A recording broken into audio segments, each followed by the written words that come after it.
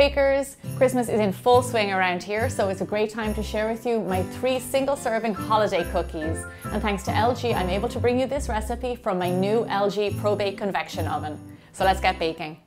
These single-serving cookies are the perfect recipe to make one giant cookie, and they also work as great gifts for the holiday season. We are going to start out with the most quintessential holiday cookie, which is a gingerbread man.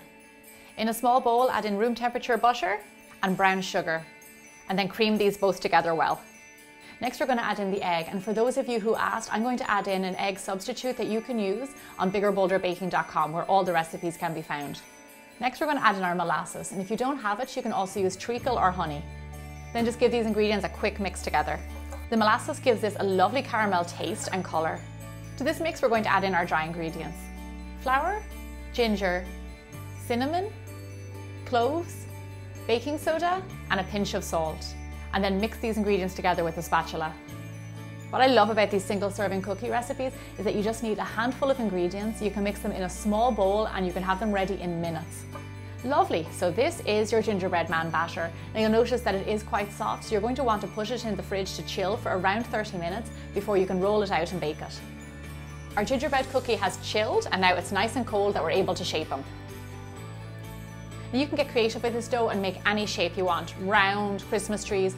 I'm actually going to make a gingerbread man, but I don't have a giant gingerbread cutter, so I'm just going to do it with my hands. So forgive me if I don't do the best job. Get your cookie dough nice and thin, and remember you're doing this without a mold, so any gingerbread shape is going to look pretty good, I think. My new oven has convection bake, which gives you the best results for your baking. Also, it has double oven capacity, which is fantastic, especially around the holidays when you want to bake off tons of cookies. We're going to bake these off at 350 degrees Fahrenheit or 180 degrees Celsius until they're nice and crisp. My kitchen smells lovely, warm and spicy, and I can see through here that he's done, so let's take him out. This gingerbread is perfectly baked. He is the same lovely brown all over, and he's nice and firm, which means he'll be lovely and crisp. When your gingerbread cookie has cooled, it's time to ice it. So I'm just going to take some coloured icing and then just decorate him any which way you want. Do some nice designs, and then also don't forget about putting on his buttons. And there you have it, look at that, a big and bold gingerbread man. He almost looks too cute to eat. So I'm going to set this guy aside and we're going to move on to our next cookie. Our next holiday cookie is one that is really popular in Ireland around the holidays, and that is a lovely buttery shortbread. In a small bowl, add in your soft room temperature butter, white sugar, then mix these 2 ingredients well until they're nice and soft. For your cookie to work well, you want this mix to be nice and creamed.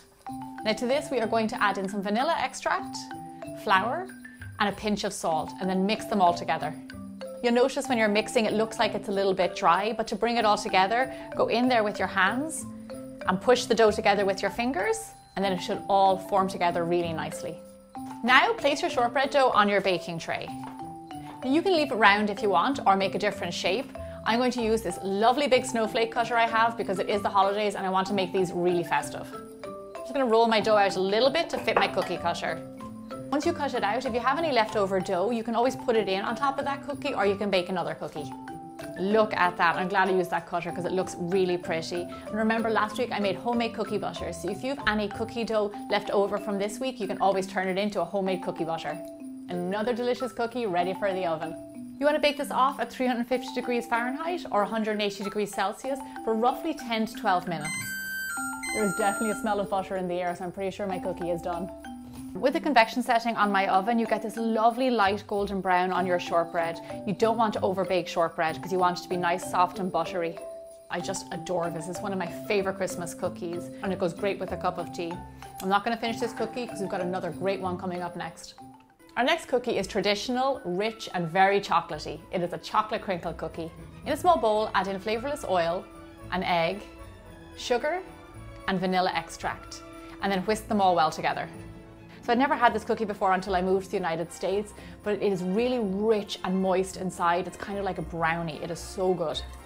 Into our fluffy egg mix, we're going to sieve in our dry ingredients: flour, cocoa powder, baking powder, and salt. The reason that I sieve them is because cocoa powder can often have lumps and we don't want any lumps in our cookie.